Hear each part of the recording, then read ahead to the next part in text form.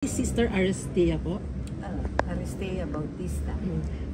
Sister, ano po yung initial reaction ninyo nang malaman ninyo na kayo yung winner this year ng St. Teresa Calcutta Awards? Nagulat nga din ako kasi yung unang dating ni na Julius, ang sabi nila, sister, mag-i-interview kami at gusto namin madinig ang iyong journey. And we were telling stories, no? At the end of it, sabi nila, may bibigay kami sa iyong envelope. And when I opened the envelope, it was already saying that I am an awardee of St. Teresa of Calcutta Award. So, nagulat ako, but at the same time, natuwa din ako kasi ang tingin ko, galing yun sa Panginoon. No? When I shared the situation that we were struggling with, lumalaki ang enrollees namin, tapos concern ko, paano ko ito pakakainin? No? Kasi we have no tuition fees. Yes, no fees at all kasi ang mangyan is on a subsistence level. So, you cannot require fees from them pero gusto nilang makapag-aral. Lalo na yung elementary school namin, for many years, hindi sila nakakatikim ng education. Dahil from that place up to the boundary of Oriental Mindoro, no school exists. Lumalaki mga anak nila, hindi nakakapag-aral. And yet, they want to develop also. So, malaking bagay para sa akin yung ang pakiramdam ko, kasabay namin ang Diyos sa bawat hakbang. No? Nag-iisip ka, pero hindi mo inaasahan, nangyayari ang mga bagay-bagay at nagkakatagpo-tagpo na hindi mo naman ginagawa. Kasi mahal din ng Diyos ang mahihirap. So yun yung basic na naramdaman ko nung dumating nga si na Julius. Sabi ko, galing naman ni Lord, no? Hindi pa ako nag-aasa kanya. Alam niya na tumatakbo sa isip namin and here it comes. Ano po yung pinakaunang bagay na gagawin nyo po sa premyo po? Yung premyo, kagaya ng nasabi ko, ay para sa pagkain ng mga bata. Kasi may rice field kami, pero kaya niyang i-feed 45 to 50. We rose up to 90. At so, kailangan naming pakainin sila kasi ang aming estudyante comes from all over Occidental Mindoro. So we have a dormitory in the school, they live there, and we have to feed them. Tapos yung family sila, hindi naman sila kaya bigyan din ng pagkain. So, talagang biyaya ng Diyos, paano tumatakbo yung paaralan at faith experience ko talaga, if it is God's work, it will live. You know? And last po for me, ano po yung pwede nyong parang advice sa mga gusto rin pong magkaroon ng kapit po sa faith po nila para magkaroon pa sila ng stronger faith? Siguro parating magiging bukas tayo sa mga nangyayari sa ating karanasan. Kasi hindi naman malayo ang Diyos eh. Kanya lang, hindi natin siya na i-relate sa concrete experiences. Masyadong. Pero kung bukas tayo, alam mo, ang Diyos mismo magpapakilala sa iyo. Kapag ka nakikinig ka din sa puso mo, dadating siya, magsasalita siya. Kailangan lang yung pakikinig. Do you get support din po ba sa local government sa Mindoro? Tama po? Hindi. So it's our efforts to be able to support these students. Meron kaming sa DepEd yung ESC na tinatawag, Extra Service Contracting, where they have an amount for each student that you have, no? Kaya lang, depende yan sa dami ng estudyante. Kunyari, if you have 9,000 per student and you have 50, how much do you get for a year? Nakakakuha kami, pero enough lang siyang pambayad ko ng 13-month pay ng aming mga teacher. Yun.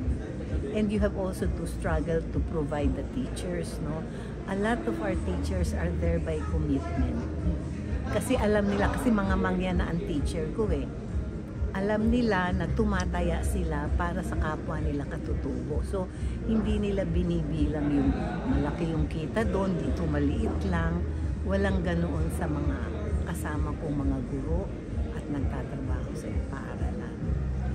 By the way, sister, sino po pala nag-nominate sa inyo sa Si Dr. Ruel Cagape. ano po relationship niyo? Si Dr. Ruel Cagape ay nagme-medical mission sa school namin.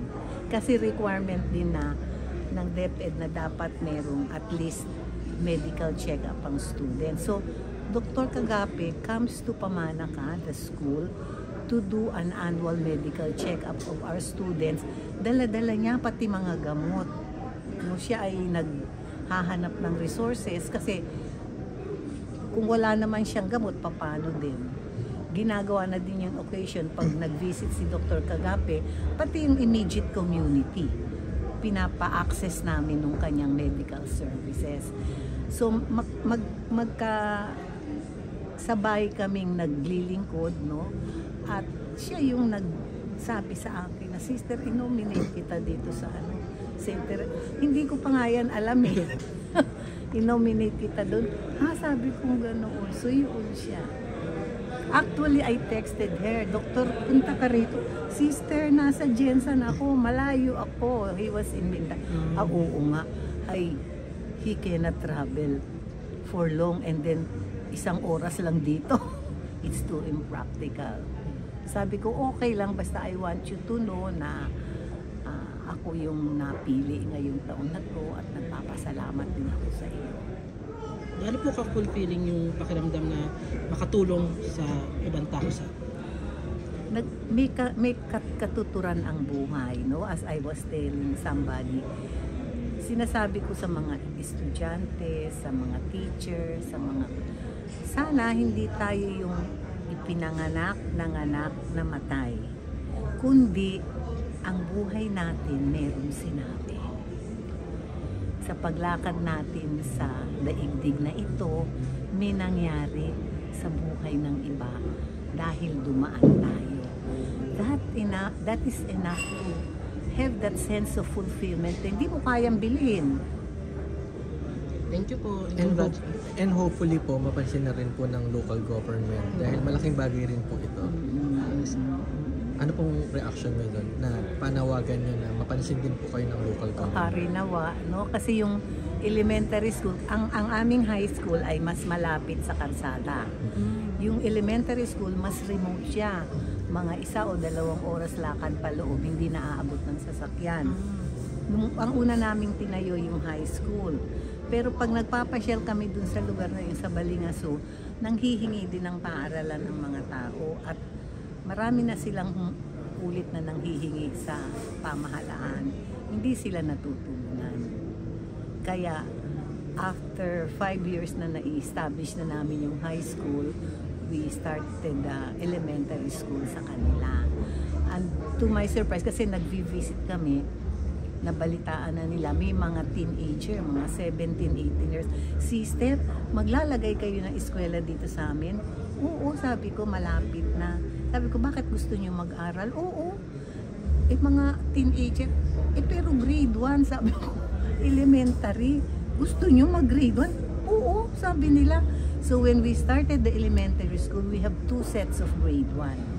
Yung talagang grade 1, tapos yung mga mga teenager na, 2 set. And they were very happy, no, na nakatikim sila ng pag-aaral. Nung una kaming nag-hold ng classes, pati mga nanay nandun sa likod, dala yung baby, nakikinig sila. Kasi hindi sila nakaka-receive at all ng servisyo. Sana din ay mapansin sila, no? Kasi malaking bagay. Malay din natin.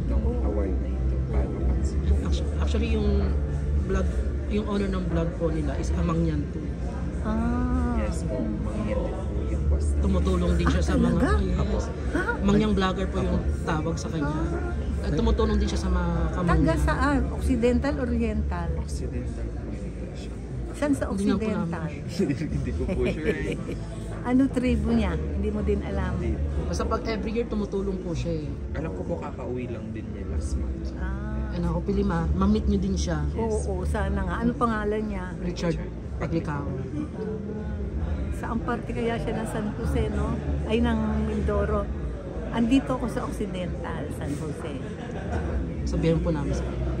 Sige po, thank you po. Oo, sige, maraming salamat.